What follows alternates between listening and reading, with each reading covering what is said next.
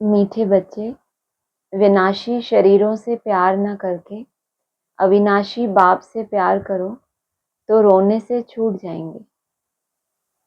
प्रश्न है, अनराइटियस प्यार क्या है और उसका परिणाम क्या होता है? क्या है अनराइटियस प्यार? शरीरों से प्यार करना, विनाशी शरीरों में मोह रखना अनराइटियस प्यार है। जो विनाशी चीजों में मोह रखते हैं वह रोते हैं।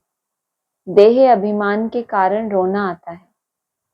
सतयुग में सब आत्मा अभिमानी है, इसलिए रोने की बात ही नहीं रहती। जो रोते हैं वह खोते हैं। अविनाशी बाप की अविनाशी बच्चों को अब शिक्षा मिलती है। देही अभिमानी बनो तो रोने से छूट जाएंगे। ओम शांति। यह तो बच्चे ही जानते हैं कि आत्मा अविनाशी है और बाप भी अविनाशी है। तो प्यार किसको करना चाहिए? अविनाशी आत्मा को। अविनाशी को ही प्यार करना है। विनाशी शरीर को थोड़े ही प्यार करना चाहिए।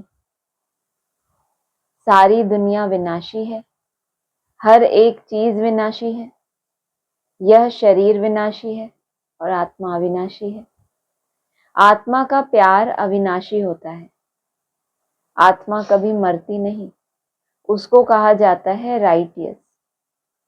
बाप कहते हैं तुम अनराइटियस बन गए हो। वास्तव में अविनाशी का अविनाशी के साथ प्यार होना चाहिए।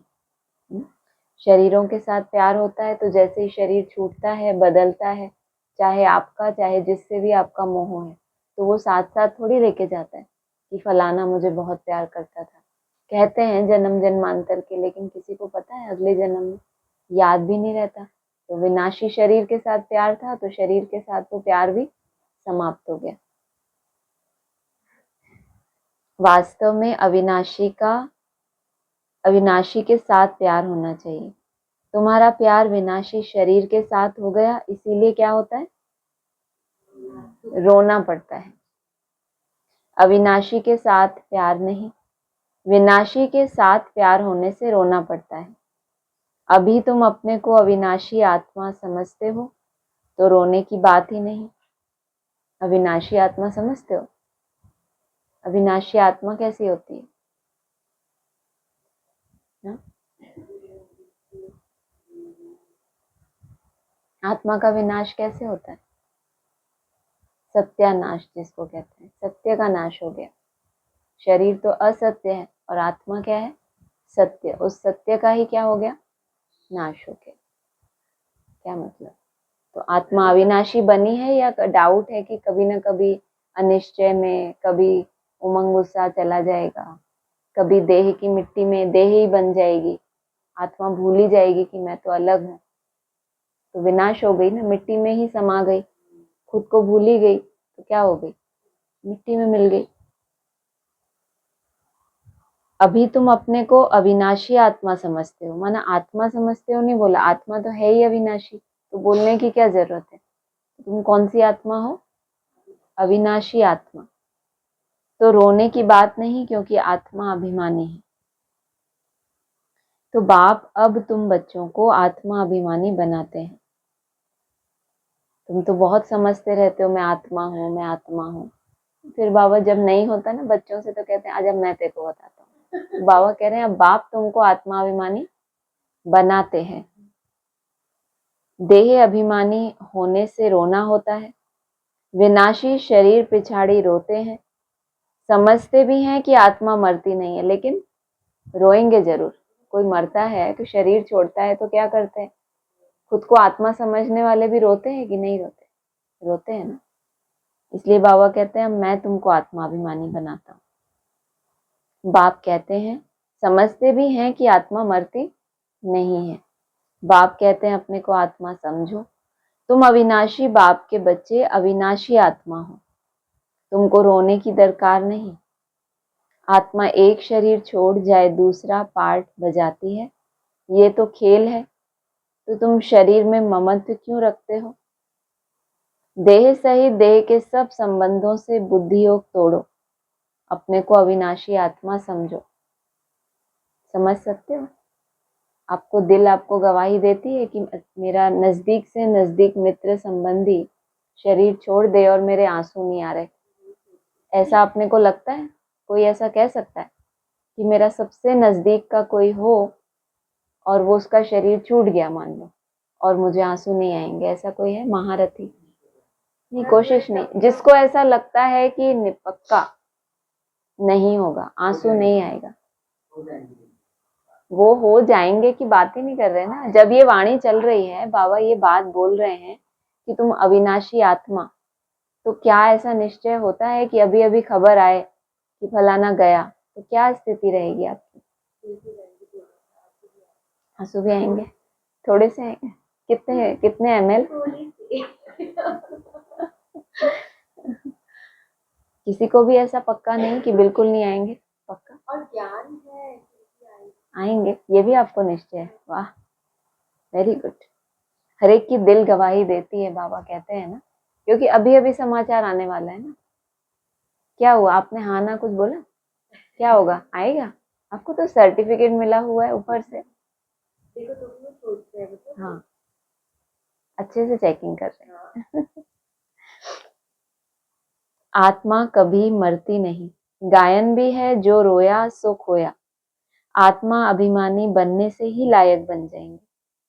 तो बाप आकर देह अभिमानी से आत्मा अभिमानी बनाते हैं।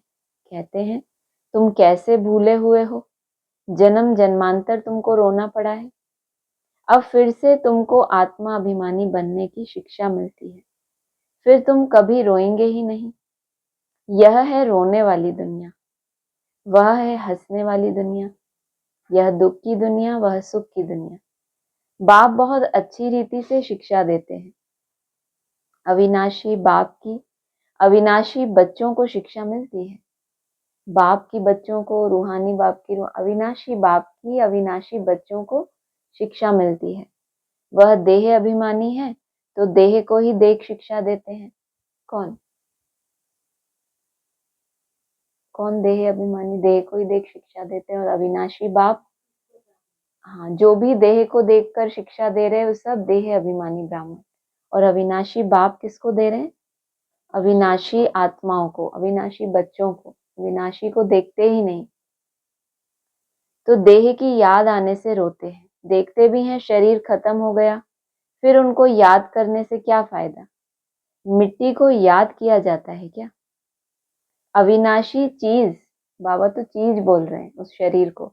अविनाशी चीज ने जाकर दूसरा शरीर लिया, सॉरी, अविनाशी चीज माना आत्मा, उसने जाकर दूसरा शरीर ले लिया और हम उस विनाशी शरीर को याद कर रहे हैं। आत्मा ने भी उसको छोड़ दिया, लेकिन आप नहीं छोड़ रहे। मेरा ये, उस आत्मा को भी इतना डिटैच हो गई, उसका समय आ गया था तो उसने त्याग दिया कि छोड़ो। नहीं तो किसी किसी का शरीर में मोह होता है तो छूटता ही नहीं उनका, लेकिन कोई कोई छोड़ते हैं मन बुद्धि से, चलो। और उस आत्मा ने वो शरीर छोड़ दिया और हम उसको, उसकी छोड़ी हुई चीज को क्या कर रहे हैं? याद कर रहे हैं। यह तो बच्चे जानते हैं, जो अच्छा कर्म करता है उनको फिर शरीर भी अच्छा मिलता है। माना नुकसान क्या हुआ? यहाँ वो आत्मा भोग रही थी, हिसाब किताब थे, उसने जैसे अच्छे कर्म किए उसी के अनुसार, तो हम रोते रहे बहुत अच्छा था। अरे तो बहुत अच्छा था तो बहुत अच्छा ही रहेगा आगे भी। तुम क्या उसकी कोई फिल्म बनाओगे क्या कि हम उसके बड़े बड़े वो रखें कि ये कितना अच्छा था? विधि में ये विधान ही है कि जो अच्छा कर्म करता है उसको ड्रामा अनुसार अभी से भी बेहतर उनको शरीर मिलेगा, अच्छा परिवार मिलेगा। तो उस आत्मा के लिए खुश होना चाहिए कि यहाँ बंधन में था, यहाँ कितना दुखी था, रोग था शरीर में, अब प्यारा सा बच्चा बन के झूले में झूलेगा। तो खुश होना चाहिए या रोना रोना चाहिए? क्योंकि शरीर को देखते हैं तो रोना आता है कि वो शरीर था, वो चला गया।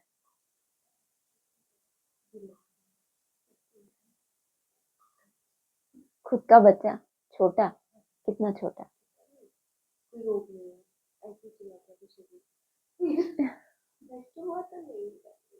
उसके लिए तो सब समझ है। अभी जो आप पूछ रहे हो उसका जवाब आपके पास बहुत अच्छा है। अभी कोई आए ना ये प्रश्न लेके तो बहुत सुंदर समझा दोगे, इतना तो हमें विश्वास है। ये कर्मों की थ्योरी चल रही है ना, तो तो फिर उस आपसे सुंदर कौन समझाएगा? हमने तो कभी पढ़े ही नहीं है कर्मों के ऊपर ज्यादा। कोई को खराब रोगी शरीर मिलता है, वह भी कर्मों अनुसार। ऐसा नहीं कि अच्छा कर्म किया है तो ऊपर चले जाएंगे, नहीं, ऊपर तो कोई जा नहीं सकते। अच्छे कर्म किए हैं तो अच्छा ही कहलाएंगे, जन्म अच्छा मिलेगा, फिर भी नीचे तो उतरना ही है।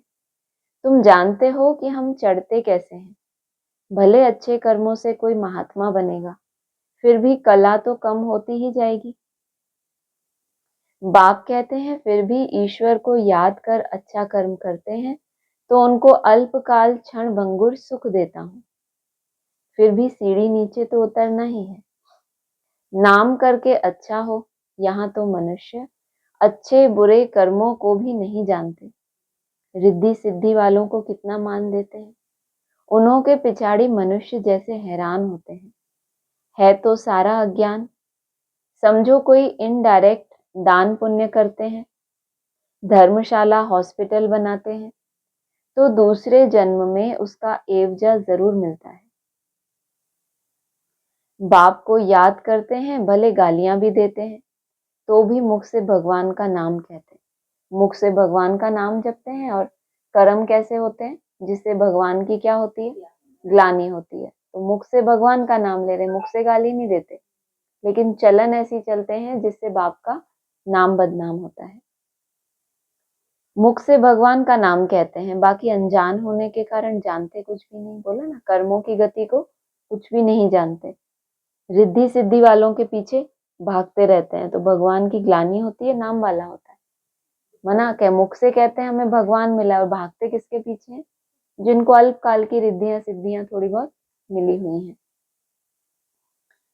रुद्र को भगवान समझते हैं, भगवान को याद कर रुद्र पूजा करते हैं, रुद्र को भगवान समझते हैं। रुद्र यज्ञ रचते हैं, शिव व रुद्र की पूजा करते हैं। बाप कहते हैं मेरी पूजा करते हैं, परंतु बेसमझी से क्या क्या बनते हैं, क्या क्या करते हैं। जितने मनुष्य उतने उन्हों गुरु हैं। झाड़ में नए नए पत्ते टाल टालियां आदि निकलते हैं तो वह कितना शोभते हैं। कौन से हैं वो नए नए पत्ते? जो नई आत्माएं परम धाम से नीचे आती हैं, वो क्या हो गए, नए नए पत्ते। तो उनके पास क्या होता है, चमत्कार होता है, उनके नाम वाला होता है। और बच्चे जो शुरू से चलते आए वो नीचे उतरते हैं, तो वो उनका जलवा देख के ही प्रभावित होते रहते हैं। इनकी स्थिति देखो, इनकी स्टेज देखो। ये नहीं समझते कि ये पुरानी नई आत्माएं हैं, तो इनको जो अभी मिल रहा है वो तो हम सतयुग के आदि में एकदम से देखते देखते अभी यहाँ तक पहुंचे। अभी ये उतर रहे और हम वापस चढ़ रहे हैं, तो वह कितना शोभते हैं। सतोगुणी होने के कारण उनकी महिमा होती है। बाप कहते हैं कि यह दुनिया है ही विनाशी, चीजों को प्यार करने वाली। कोई कोई का बहुत प्यार होता है तो मोह में जैसे पागल बन जाते हैं। बड़े बड़े सेठ लोग मोहवश पागल बन जाते हैं। माताओं को ज्ञान न होने के कारण विनाशी शरीर पिछाड़ी विधवा बनकर कितना रोती हैं, याद करती रहती हैं। माताओं को तो सबसे ज्यादा मोह का बीमारी होती है ना, तो बाबा ने कहा अज्ञान होने के कारण तो सबसे ज्यादा व्याधियां भी कहाँ होती हैं। बाबा ने कहा है मोह सब प्रकार की व्याधियों का कारण है। व्याधियां माने बीमारियां, तो ज्यादा करके परसेंटेज देखा जाए तो ज्यादा ही होती हैं बीमारियां भी। अभी तुम अपने को आत्मा समझ दूसरे को भी आत्मा देखते हो तो जरा भी दुख नहीं होता। पढ़ाई को सोर्स ऑफ इनकम कहा जाता है। पढ़ाई में एम ऑब्जेक्ट भी होती है, परंतु वह है एक जन्म के लिए। गवर्नमेंट से पगार मिलता है, पढ़कर धंधादौरी करते हैं तब पैसे आदि मिलते हैं। यहाँ तो फिर बात ही नहीं है। तुम अविनाशी ज्ञान रत्नों से झोली कैसे भरते हो। आत्मा समझती है कि बाबा हमको अविनाशी ज्ञान खजाना देते हैं। भगवान पढ़ाते हैं तो जरूर भगवान भगवती ही बनाएंगे, परंतु वास्तव में इन लक्ष्मी नारायण को भगवान भगवती समझना रॉन्ग है। क्या बोला, क्या बोला, किसको नहीं आ रहा ना? पहले बोला कि भगवान पढ़ाते हैं तो जरूर क्या बनाएंगे, भगवान भगवती ही बनाएंगे, परंतु वास्तव में भगवान क्या होता है, गॉड इज वन होता है ना। वास्तव में लक्ष्मी नारायण को भगवान भगवती समझना रॉन्ग है। अभी तुम बच्चे जानते हो, ओहो जब हम देह अभिमानी हो जाते हैं तो हमारी बुद्धि कितनी डिग्रेड हो जाती है, जैसे जानवर बुद्धि बन जाते हैं। जानवरों की सेवा भी बहुत अच्छी होती है, मनुष्यों की तो कुछ भी नहीं। जानवरों की सेवा कैसी होती है, क्या बोला?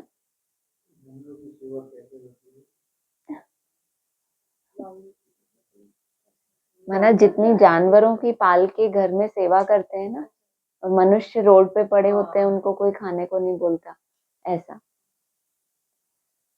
मनुष्यों की तो कुछ भी नहीं। रेस के घोड़ों आदि की कितनी संभाल होती है, उनसे पैसा कमाते हैं, उनको कितना अच्छा रखते हैं। यहाँ के मनुष्यों की देखो क्या हालत है। कुत्ते को कितना प्यार से संभालते हैं, चाटते रहते हैं, साथ में सुलाते भी हैं। देखो दुनिया का क्या हाल हो गया है। बाबा को ये देख के कैसा लगता है कि देखो दुनिया का क्या हाल हो गया है। वहां सतयुग में यह धंधा होता नहीं। तो बाप कहते हैं, बच्चों तुमको माया रावण ने अनराइटियस बना दिया है। अनराइटियस राज्य है ना, मनुष्य अनराइटियस तो सारी दुनिया भी अनराइटियस हो जाती है। राइटियस और अनराइटियस दुनिया में देखो फर्क कितना है। कलयुग की हालत देखो क्या है। मैं स्वर्ग स्थापन कर रहा हूँ तो माया भी अपना स्वर्ग दिखाती है। वाह, माया का स्वर्ग देखा है, दिखा रही है वो, टेम्पटेशन देती है। आर्टिफिशियल धन कितना है, ये कागज वाले धन क्या है, आर्टिफिशियल धन कितना है, समझते हैं? हम यहाँ ही स्वर्ग में बैठे हैं। स्वर्ग में थोड़े ही इतने ऊंचे 100 मंजिल के मकान आदि होते हैं। कैसे कैसे मकान सजाते हैं। वहां तो डबल स्टोरी के भी मकान नहीं होते। अच्छा प्लान किया। मनुष्य ही बहुत थोड़े होते हैं, बहुत थोड़े, इसलिए जो है बहुत अच्छा, बहुत थोड़े होते हैं। इतनी जमीन तुम क्या करेंगे। यहाँ जमीन के पिछाड़ी कितना लड़ते झगड़ते हैं। वहां सारी जमीन तुम्हारी रहती है और कोई रहता ही नहीं लड़ने झगड़ने वाला, तो तुम्हारी रही ना, भले थोड़ी सी है लेकिन तुम्हारी ही है वो। कितना रात दिन का फर्क है। वह लौकिक बाप, यह पारलौकिक बाप है। पारलौकिक बाप बच्चों को क्या नहीं देते हैं। आधा कल्प तुम भक्ति करते हो, बाप साफ कहते हैं इनसे मुक्ति नहीं मिलती, अर्थात मेरे से नहीं मिलते। तुम मुक्ति धाम में मेरे से मिलते हो, मैं भी मुक्ति धाम में रहता हूँ, तुम भी मुक्ति धाम में रहते हो, फिर वहां से तुम स्वर्ग में जाते हो। वहां स्वर्ग में मैं नहीं होता, यह भी ड्रामा है। फिर हूबहू ऐसे रिपीट होगा। फिर यह ज्ञान भूल जाएगा, प्रायः लोप हो जाएगा। जब तक संगम युग नहीं आया है तब तक गीता का ज्ञान हो कैसे सकता। बाकी जो भी शास्त्र आदि हैं वह हैं भक्ति मार्ग के शास्त्र। अब तुम नॉलेज सुन रहे हो, मैं बीज रूप ज्ञान का सागर हूं। तुमको कुछ भी करने नहीं देता, पांव भी पड़ने नहीं देता। पांव किसका पड़ेंगे, शिव बाबा के तो पांव है नहीं, यह तो ब्रह्मा के पांव पड़ना हो जाएगा। मैं तो तुम्हारा गुलाम हूं। उनको कहते हैं निराकारी। ये इसका भी ब्लूटूथ जुड़ा हो, आवाज जा रही होगी फिर तो ये इसी से जुड़ा हो किया, लेकिन अभी तक आवाज गई है, वो बोल रही। उनको कहते हैं निराकारी निरहंकारी, सो भी जब वह एक्ट में आए तब तो निरहंकारी कहा जाए। किसी के अहंकार का पता कैसे चलता है। हाँ, 3 स्लोगन है ना, निराकारी निर्विकारी निरहंकारी, तो 3 तरह से बताया है ना। क्या बताया, कैसे नहीं।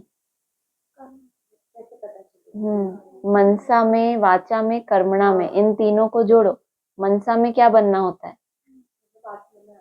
हाँ, तो क्या हुआ, निराकारी निर्विकारी निरहंकारी में मनसा वाचा कर्मणा के साथ जोड़ो, इनको जोड़ो जल्दी। मनसा में क्या बनेंगे? अरे इन लोगों को बोलने दो ना। मनसा में नहीं, हाँ, अहंकार का पता किससे चलता है? कोई बोलता है जब तो पता चलता है ना उसमें कितना अहंकार है।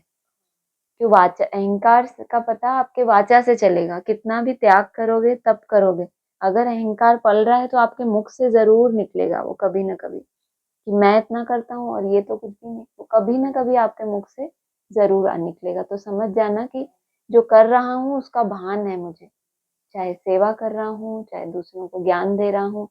अगर कभी भी मुख से निकले कि इतनों को मैंने ज्ञान दिया, इतना अच्छा मैंने समझाया, तो भी इनको कोई फर्क नहीं, इसका मतलब जो सेवा की उसका भान है आपको कि इतना किया, क्योंकि रिजल्ट नहीं मिली ना वैसी, तो दुखी हो गए। आपको वो कर्म का फल चाहिए था, तो साक्षी तो हुए ही नहीं, निमित्त तो निरहंकारी तो हुए ही नहीं। उस समय भूल जाते हो कि जो भी करता हूँ अपने लिए करता हूँ, तो स्वार्थ में जो भी कुछ किया जाता है उसका बखान थोड़ी किया जाता है। तो हो गए तीनों सेट, निराकारी मनसा में, निरहंकारी वाचा में, और निर्विकारी कर्मणा। सो भी जब वह एक्ट में आए तब तो निरहंकारी कहा जाए। बाप तुमको अथाह ज्ञान देते हैं जिसकी थाह पाना भी तुम्हारे लिए मुश्किल है। अथाह माना तुम इसकी गहराई नहीं पकड़ सकते कि इस बात का कितना गहरा मतलब हो सकता है। तभी तो बोला भक्ति मार्ग के शास्त्र हैं। जब तक गीता का ज्ञान ही बुद्धि में नहीं बैठा, जीवन में नहीं धारण हुआ, तब तक ये शास्त्र जो पढ़ रहे हैं सब क्या है? भक्ति मार्ग। जब तक थाह नहीं पाई है कि बाबा कहना क्या चाहता है, और आपके जीवन में उसी दिन से वो परिवर्तन शुरू हो जाए, शुरू तो हो जाए कम से कम, बदल मत जाओ। चलो इतना आसान नहीं है लेकिन स्टार्ट हो जाए। यह है अविनाशी ज्ञान रत्नों का दान, फिर जो जितना लेवे। अविनाशी ज्ञान रत्न लेकर फिर औरों को दान करते जाओ। इन रत्नों के लिए ही कहा जाता है एक एक रत्न लाखों का है। कदम कदम पर पदम देने वाला तो एक ही बाप है। सर्विस पर बड़ा अटेंशन चाहिए। तुम्हारा कदम है याद की यात्रा का, उनसे तुम अमर बन जाते हो। वहां मरने आदि का फिक्र होता नहीं। एक शरीर छोड़ दूसरा लिया। मोहजीत राजा की कथा भी सुनी होगी। यह तो बाप बैठ समझाते हैं। कौन था मोहजीत राजा? हरिश्चंद्र। कैसे मोहजीत दिखाया उनको, मालूम है आपको? क्या स्टोरी हुई थी उनके साथ? विश्वामित्र ने सब कुछ उनसे दान में ले लिया स्वप्न में। तो प्रैक्टिकल में भी सब कुछ माना, जो पेपर हुआ तो सब कुछ स्वाहा हो गया। जो पांडवों के लिए कहते हैं ना, द्रौपदी को भी स्वाहा किया, माना सब कुछ। तो भी क्या रहा? मोहजीत। अपने जो संकल्प है, दृढ़ संकल्प, उससे विचलित नहीं हुआ। यह तो बाप बैठ समझाते हैं। अब बाप तुमको ऐसा बनाते हैं। अभी की ही बातें हैं ये, मोहजीत राजा की बातें। ये सब कहाँ की बातें? यहीं की बातें हैं। रक्षा बंधन का पर्व भी मनाते हैं। यह कब की निशानी है? कब भगवान ने कहा कि पवित्र बनो? यह मनुष्यों को क्या पता कि नई दुनिया कब और पुरानी दुनिया कब होती है। यह भी किसको पता नहीं। इतना कहते हैं कि अभी कलयुग है, सतयुग था अभी नहीं है। पुनर्जन्म को भी मानते हैं। 84 लाख कह देते हैं, तो जरूर पुनर्जन्म हुआ ना। निराकार बाप को सब याद करते हैं। वह है सब आत्माओं का बाप। वही आकर समझाते हैं। देहधारी बापू तो बहुत है। जानवर भी अपने बच्चों के बापू हैं। उनके लिए तो ऐसा नहीं कहेंगे कि जानवरों का बाप। सतयुग में कोई कुछ कीचड़ पट्टी होती नहीं है। जैसा मनुष्य वैसा फर्नीचर होता है। वहां पक्षी आदि भी फर्स्ट क्लास खूबसूरत होते हैं। सब अच्छी अच्छी चीजें होंगी। वहां फल कितना स्वीट और बड़े होते हैं। फिर वह सब वहां चला जाता है। स्वीट से निकल कड़वाहट आ जाती है, थर्ड क्लास बनते हैं, तो चीजें भी कैसी मिलती हैं? थर्ड क्लास बन जाती हैं। सतयुग है फर्स्ट क्लास, तो सब चीजें फर्स्ट क्लास मिलती हैं। कलयुग में है थर्ड क्लास। सब चीजें सतो रजो तमो से पास होती हैं। यहाँ तो कोई मजा नहीं।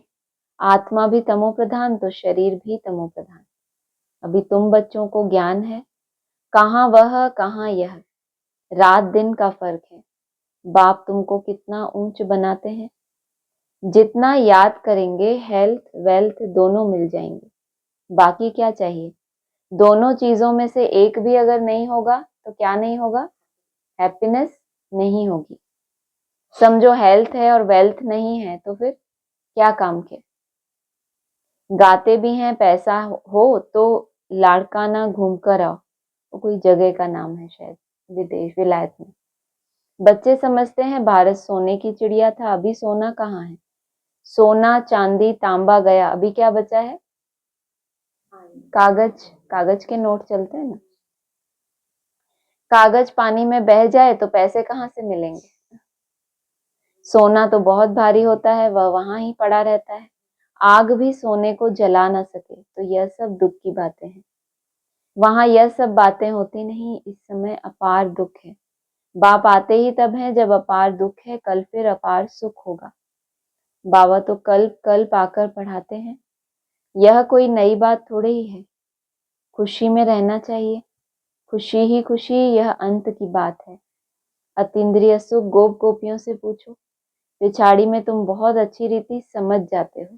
खुशी का आधार भी क्या होगा, पिछाड़ी में बोला ना खुशी ही खुशी रहेगी, उस समय क्या होगा, तुम बहुत अच्छी रीति समझ जाते हो। ऐसा नहीं कोई जादू हो जाता है, समझ तुम्हारी इतनी बढ़ जाती है कि उस ज्ञान के नशे में क्या रहते हो, मस्त हो जाते हो कि मेरा कल्याण कभी अब हो नहीं सकता।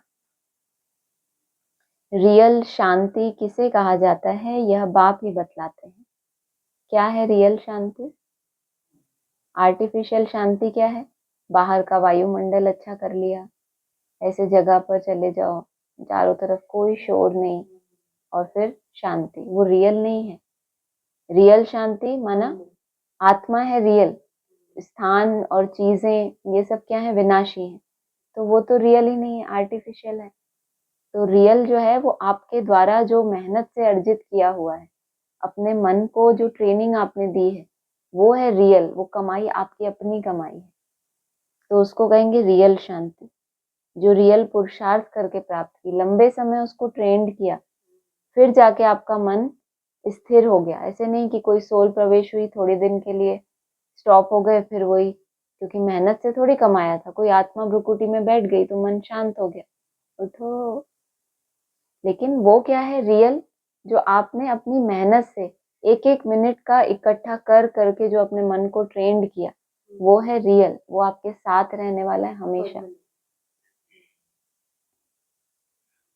यह बाप ही बतलाते हैं, तुम बाप से शांति का वर्षा लेते हो और आत्माओं से नहीं लेते। कोई तुम्हें जल्दी नहीं है कि फटाफट वो स्थिति बन जाए, बस जल्दी से मैं पहुंच जाऊं शांति धाम, तो फिर वो सोल तुम्हारी मदद करे, ऐसी तुम्हें कोई जल्दी नहीं है। थोड़ा थोड़ा हो लेकिन पक्का होता जाए। तो बाप से शांति का वर्षा लेते हो, उनको सब याद करते हैं। बाप शांति का सागर है।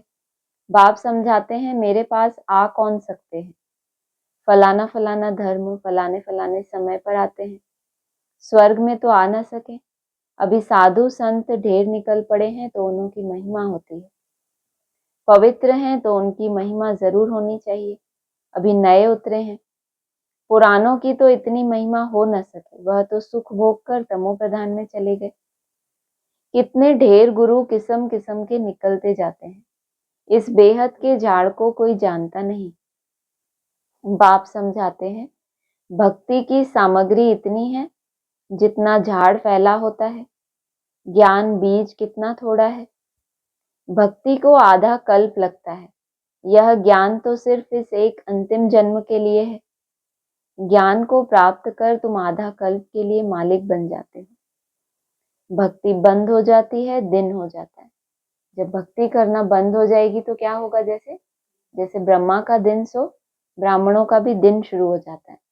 अभी तुम सदा काल के लिए हर्षित बनते हो, इसको कहा जाता है ईश्वर की अविनाशी लॉटरी। लॉटरी लगेगी तो क्या होगा, सदा काल के लिए हर्षित, उसके लिए पुरुषार्थ करना पड़ता है। ये लॉटरी ऐसे नहीं कि सिर्फ खरीदी और रख दी अलमारी में, जब नंबर लगेगा। इसके लिए क्या करना पड़ता है? पुरुषार्थ करना पड़ता है। ईश्वरीय लॉटरी और आसुरी लॉटरी में कितना फर्क होता है? अच्छा, मीठे मीठे सिकीलदे बच्चों प्रति माता पिता बाप दादा का याद प्यार गुड मॉर्निंग। रूहानी बाप की रूहानी बच्चों को नमस्ते। रूहानी बच्चों की रूहानी बाप दादा को नमस्ते। सार है, तुम्हारे याद के हर कदमों में पदम है, इससे ही अमर पद प्राप्त करना है। अविनाशी ज्ञान रत्न जो बाप से मिलते हैं उनका दान करना है। आत्मा अभिमानी बन अपार खुशी का अनुभव करना है। शरीरों से मोह निकाल सदा हर्षित रहना है।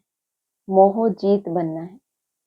सदा हर्षित का आधार बाप से ईश्वरीय जो अविनाशी लॉटरी है वो है सदा हर्षित रहना।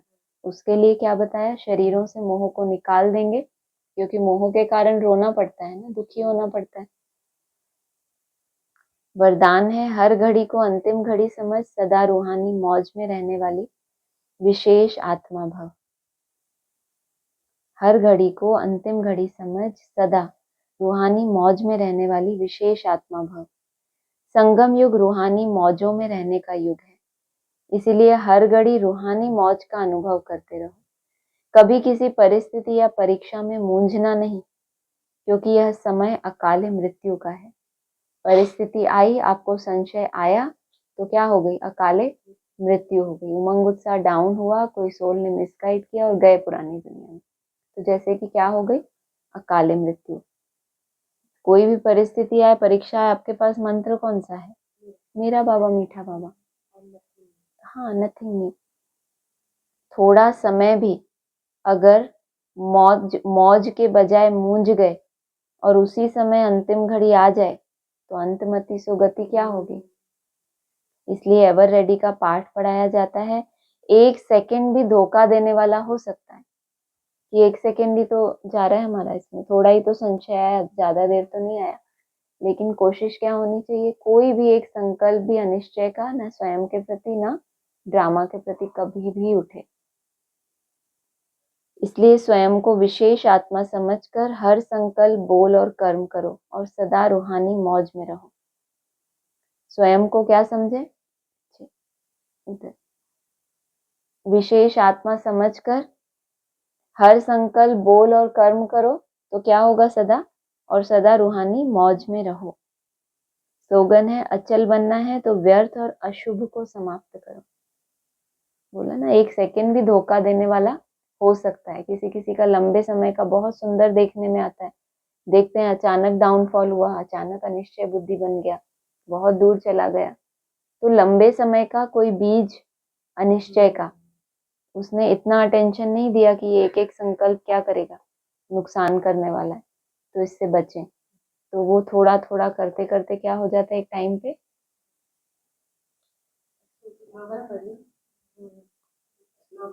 हाँ जी, अचल बनना है तो व्यर्थ और अशुभ को समाप्त करो।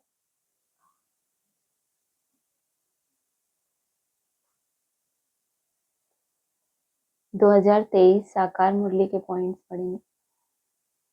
2 जनवरी 2023, सबसे ऊंच है परमपिता परमात्मा अर्थात परम आत्मा। वह है रचयिता। पहले ब्रह्मा विष्णु शंकर को रचते हैं, फिर आओ नीचे अमरलोक में, ये तो पूछ लिया था आपने, है ना? फिर आओ नीचे अमरलोक में, वहां है लक्ष्मी नारायण का राज्य, सूर्यवंशी का राज्य, चंद्रवंशी का नहीं है। वरना सूक्ष्म वतन में पहले पहले हैं ब्रह्मा विष्णु शंकर, जो सूक्ष्म वतन में ही रहते हैं, उनकी बात है। और नीचे साकार लोक में पहले पहले लक्ष्मी नारायण। 5 जनवरी 2023, अब बेहद का बाप कहते हैं। अच्छा, 2 जनवरी का और एक है, जब तक सूर्यवंशी राजधानी तुम्हारी स्थापन नहीं हुई है, तब तक विनाश नहीं हो सकता। राजधानी स्थापन हो, बच्चों की कर्मातीत अवस्था हो, तब फाइनल लड़ाई होगी। बच्चे माना कितने बच्चे? सब बच्चे, फिर तो हम रेस्ट करेंगे। पहले पहले त्रिमूर्ति, फिर 8। तब तक रिहर्सल होती रहती है, तब तक ये जो छोटा मोटा संभावनाएं देखने में आती हैं, ये रिहर्सल है। इस लड़ाई के बाद स्वर्ग के गेट खुलने वाले हैं। तुम बच्चों को स्वर्ग में चलने लायक बनना है। बाबा पासपोर्ट निकालते हैं। कहाँ जाने का? स्वर्ग में जाने का। एक तरफ लड़ाई की तैयारी और तुम्हारे पासपोर्ट की तैयारी। 5 जनवरी 2023। अब बेहद का बाप कहते हैं कि मैं तुम बच्चों की डबल सर्विस करने आया हूँ। कौन सी डबल सर्विस करते हैं? क्या डबल सर्विस करते हैं? हाँ, दोनों को पवित्र हो जाएंगे। तुम्हारी आत्मा और शरीर दोनों पवित्र हो जाएंगे। सभी को वापस घर मुक्ति धाम में ले जाता हूँ, फिर वहां से अपना अपना पार्ट बजाने आएंगे। 5 जनवरी 2023 का है। तुम बेहद के मालिक बनते हो। यह धरती, यह आसमान सब तुम्हारा हो जाएगा। ब्रह्मांड भी तुम्हारा हो जाएगा। ब्रह्मांड पे, चांद पे कोई जमीन खरीदने जाता है तो बाबा कहते हैं बुद्धू, अहंकारी, साइंस घमंडी। चांद पे प्लॉट लेंगे, पैसे किसको देंगे? बोल रहे थे ना कुछ दिन पहले। अभी क्या बोल रहे हैं? क्या बोला? सबको पता है, आपको ही नहीं पता बस। क्या बोला? अच्छा, क्या बात हो रही है वो कल बताएंगे आप। यह धरती, यह आसमान सब तुम्हारा हो जाएगा। ब्रह्मांड भी तुम्हारा हो जाएगा। क्या करोगे फिर वहां? सबको प्लॉट बेचोगे? किसको कौन से ग्रह पे चाहिए? ऐसे कर सकते हैं ना, सारा ब्रह्मांड ही तुम्हारा है। नहीं कि इतने डायमंड्स बनाओ तो आपको ये ग्रह पे स्थान मिलेगा, फिर वहां तपस्या करना। उड़ना भी तो आना चाहिए ना ब्रह्मांड में। कोई आपके लिए वो थोड़ी स्पेसशिप भेजेंगे। ऑलमाइटी अथॉरिटी राज्य होगा, वन गवर्नमेंट होगी। जब सूर्यवंशी गवर्नमेंट थी तो चंद्रवंशी नहीं थे, फिर चंद्रवंशी होते हैं तो सूर्यवंशी नहीं। वह पास्ट हो गया, ड्रामा पलट गया। यह बड़ी वंडरफुल बातें हैं। बच्चों को कितना खुशी का पारा चढ़ना चाहिए।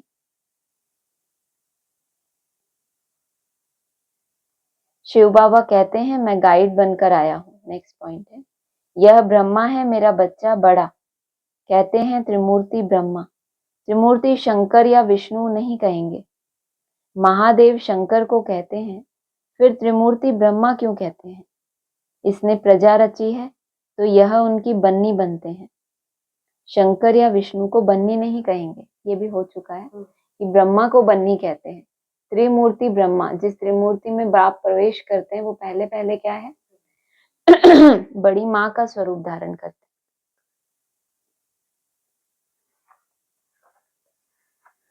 हैं। 6/1/2023 का पॉइंट है, यह अच्छा है जो बाबा गुप्त रूप में आया। श्री कृष्ण के रूप में आता तो रेती माफिक इकट्ठे हो जाते, एकदम चटक पड़ते, कोई घर में बैठ ना सके। तो अच्छा ही हुआ कि बाबा क्या हुआ? क्या हुआ पीछे? अच्छा,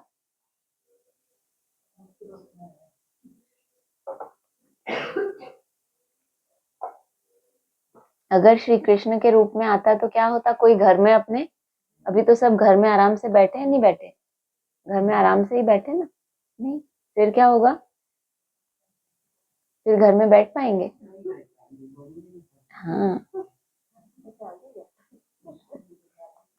नेक्स्ट पॉइंट है, सृष्टि कैसे रची जाती है वह बाप बैठ समझाते हैं। बच्चे जानते हैं माता पिता बिगर कभी मनुष्य सृष्टि रची नहीं जा सकती। ऐसे नहीं कहेंगे कि पिता द्वारा सृष्टि रची जाती है, नहीं, प्रवृत्ति चाहिए। गाया ही जाता है तुम माता पिता, और ब्रह्मा सरस्वती के लिए क्या बोला? इनको माता पिता नहीं कह सकते। यह माता पिता सृष्टि रचकर फिर उन्हों को लायक बनाते हैं।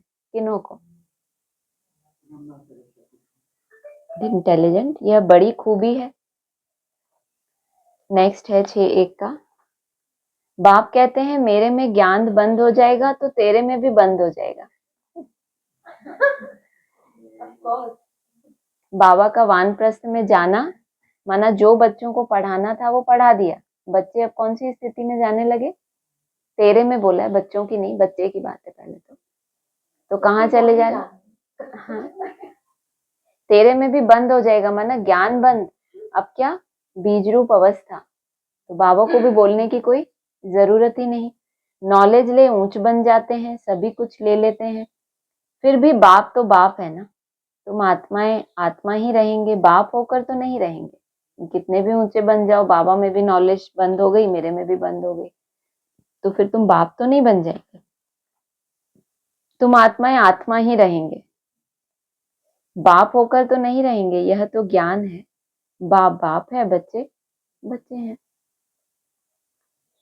6.1 का दूसरा पॉइंट है, ड्रामा में इस समय ज्ञान सीखने और सिखाने का चल रहा है, फिर पार्ट बंद हो जाएगा। न बाप का न हमारा पार्ट रहेगा, न उनका देने का न हमारा लेने का पार्ट रहेगा। तो एक हो जाएंगे ना, क्या होगा, दोनों एक हो जाएंगे ना। हमारा पार्ट नई दुनिया में हो जाएगा, बाबा का पार्ट शांति धाम में होगा। पार्ट का रील भरा हुआ है ना, हमारा प्रारब्ध का पार्ट, बाबा का शांति धाम का पार्ट। देने और लेने का पार्ट पूरा हुआ, ड्रामा ही पूरा हुआ, डील फाइनल हो गई। अब लेन देन सब समाप्त। उसके बाद क्या होता है, आप अपने पार्ट बजाओ और हम अपना पार्ट। फिर हम राज्य करने आएंगे, वह पार्ट चेंज होगा, ज्ञान स्टॉप हो जाएगा, हम वह बन जाएंगे। पार्ट ही पूरा, तो बाकी फर्क नहीं रहेगा। बच्चों के साथ बाप का भी पार्ट नहीं रहेगा। बच्चे ज्ञान को पूरा ले लेते हैं तो उनके पास कुछ रहता ही नहीं, न देने वाले के पास रहता, न लेने वाले में कमी रहती। न उसके पास अब कुछ बचा है देने के लिए, न लेने वाले के पास कोई मार्जिन है लेने की, तो दोनों क्या हो गए, समान हो गए। फिर भी बाप तो बाप ही रहेगा ना, तो दोनों एक दो के समान हो गए।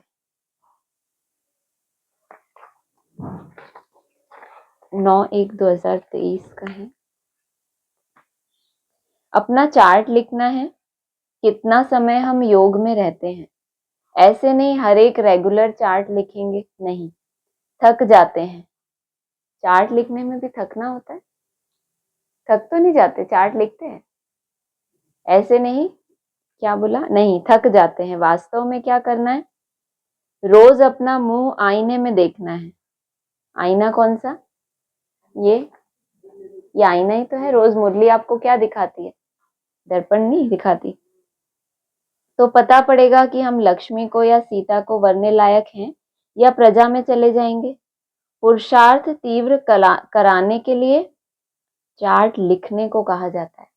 ये बहुत इंपॉर्टेंट पॉइंट है। चार्ट बनाने को, याद करने को नहीं, पुरुषार्थ को और बढ़ाने के लिए कि अभी इतना है तो इतना करो। 9/1/23। और देख भी सकते हैं हमने कितना समय शिव बाबा को याद किया, सारी दिनचर्या सामने आ जाती है जब आप अपना चार्ट देखते हैं।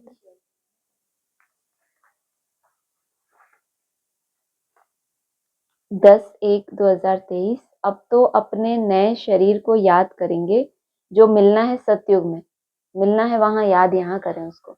नॉलेज हो ना क्या मिलना है, तो ही तो उसको याद करें। तो अभी ये बीमारियों से मुक्त निरोगी शरीर मिलना है, तो उसकी स्मृति रहती है, तभी तो त्याग कर पाते हो कि मिलने क्या वाला है। वाया मुक्ति धाम होकर सतयुग में आएंगे। हम जीवन मुक्ति में जाते हैं और सब मुक्ति धाम में चले जाते हैं। इसको जय जयकार कहा जाता है। हाहाकार के बाद जय जयकार होना है। इतने सब मरेंगे, कोई तो निमित्त कारण बनेगा। नेचुरल कैलेमिटीज होंगी, सिर्फ सागर ही थोड़े ही सभी खंडों को खलास करेगा। सब कुछ खलास तो होना ही है, बाकी भारत अविनाशी खंड रह जाता है, क्योंकि यह है शिव बाबा का बर्थ प्लेस। माना सिर्फ सागर ही नहीं, सब खंडों को खलास करेगा। नेचुरल कैलेमिटीज भी कारण बनेंगी। 11/1/23 का पॉइंट है। एक पॉइंट रह गया 10 जनवरी का। यह मुरली सब बच्चों के आगे सुनाई। सम्मुख सुनना नंबर 1 है, टेप से सुनना नंबर 2 और मुरली से पढ़ना नंबर 3। तो सतो प्रधान, सतो और रजो, तमो तो कहेंगे नहीं। टेप में हूबहू आती है, जो टेप में है वाणी बाबा की वो हूबहू है। 11/1/23 का है। बहुत पश्चाताप करना पड़ेगा। फिर धर्मराजपुरी में शिव बाबा इस तन में बैठ समझाएंगे। क्या बोला, बहुत पश्चाताप करना पड़ेगा। फिर धर्मराजपुरी में शिव बाबा इस तन में बैठ समझाएंगे, मैंने तुमको इस ब्रह्मा तन द्वारा इतना समझाया। धर्मराजपुरी में शिव बाबा इस तन में बैठ समझाएंगे कि इस ब्रह्मा द्वारा मैंने तुमको, उस समय दूसरे तन में बैठ के समझाएंगे कि इसके द्वारा तुमको, क्योंकि उस धर्मराज का जो है वो तो प्रैक्टिकल पिटाई का पार्ट हो गया, उस ब्रह्मा के द्वारा समझाने का रोल था। कितना समझाया, पढ़ाया, कितनी मेहनत की, तुमने निश्चय पत्र लिखे कि श्रीमत पर चलेंगे, परंतु नहीं चले।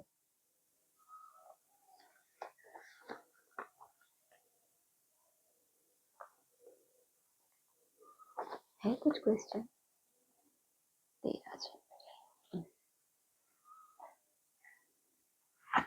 आपका फोन जो है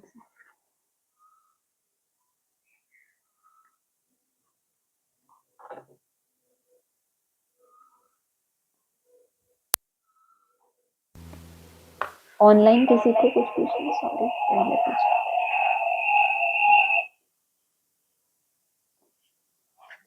एक मिनट। हाँ जी, बोलिए बोलिए।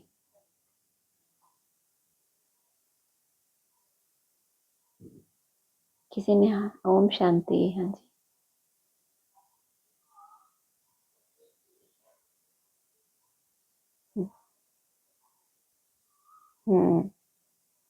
वहां पर सब सतयुग में कीचड़ पट्टी होती नहीं, जैसा मनुष्य वैसा फर्नीचर। फर्नीचर वहां पर बाबा ने बेहद में बोला है कि जैसी आत्मा होती है उसको वैसा ही शरीर मिलता है।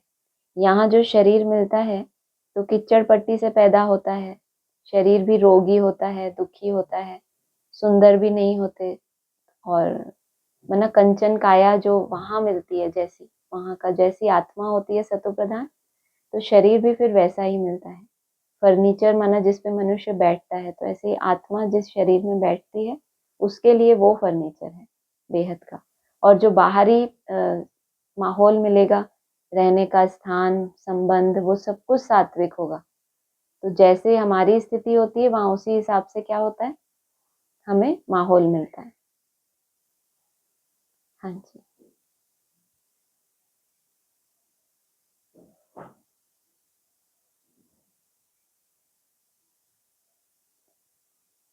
ठीक है, आप बोलो।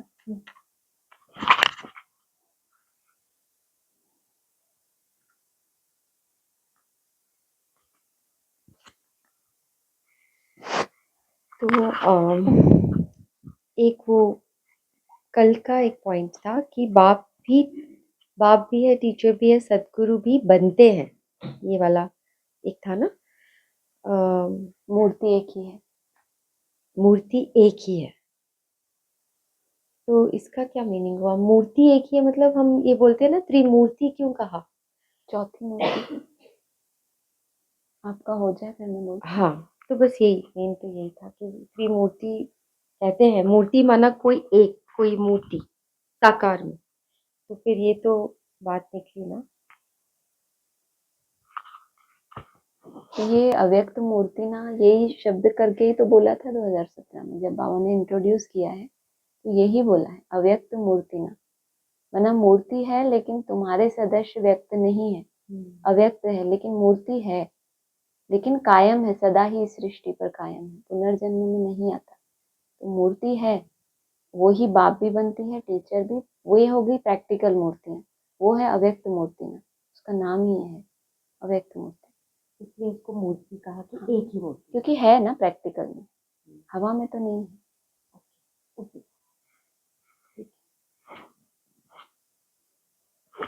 और 9 मई का एक पॉइंट है 2023 का कि श्रीमद् भगवानुवाच, उस गीता में श्री कृष्ण का नाम डाल दिया है, परंतु पहले शिव बाबा, फिर ब्रह्मा, फिर श्री कृष्ण।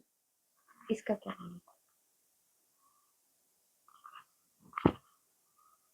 आदि में चले जाओ, आदि की बात जो बताते हैं बाबा कि पहले पहले बाप का पार्ट जो बताते हैं ना क्लासेस में कि अष्ट देवों की बुद्धि में राम बाप की जो छाप पड़ी थी उस समय, तो शिव बाबा का पार्ट भी था, उसके नेक्स्ट प्रजापिता ब्रह्मा का पार्ट, उसके नेक्स्ट श्री कृष्ण की आत्मा, जिसको सारा वर्षा सौंप दिया बाद में।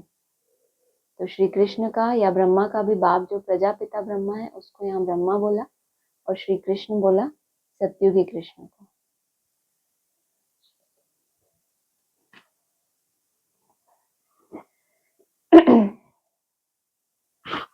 और एक है कि मम्मा देखो बगैर ध्यान के कितना आगे नंबर लेती है। पहले श्री लक्ष्मी, फिर श्री नारायण। इनके लिए लिखा हुआ है अर्जुन को विनाश स्थापना का साक्षात्कार हुआ।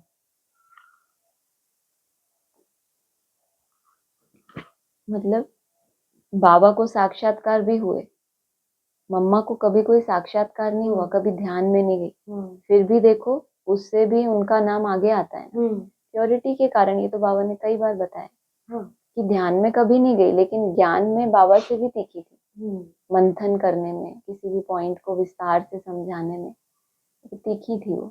तो इसलिए ज्ञान की जटाएं या सरस्वती को वीणा दिखाई गई। ब्रह्मा के हाथ में तो शास्त्र दिखाए कि जो भी परमात्मा ने वाणियां चलाई उन शास्त्रों को लिखने के निमित्त बना वो, और उसको वीणा दिखाई है कि वो ज्ञान की वीणा बजाते हैं। मतलब ज्ञान देने वाली ब्रह्मा को नहीं बताया जाता, मम्मा को बताया जाता है। बाबा ने कलश माताओं पे रखा है प्योरिटी के कारण, तो उनको आगे रखा है। तो ध्यान में तो कभी नहीं गई। जो बच्चे आश रखते हैं ना कि हमें कोई साक्षात्कार हो जाए, तो बाबा उनके लिए सैंपल रखते हैं। उनको तो कोई साक्षात्कार नहीं हुआ।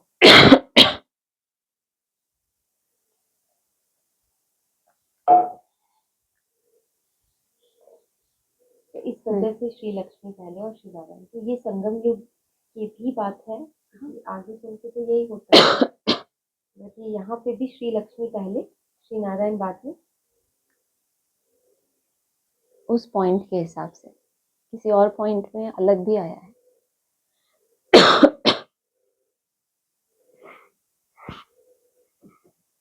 ये सदा सलामत, ये तो मुझे पॉइंट अच्छा लगा तो मैं पढ़ रही। हाँ ठीक, इसमें कोई क्वेश्चन? मेरा ब्रेक है। सदा सलामत का अर्थ भी बड़ा भारी है।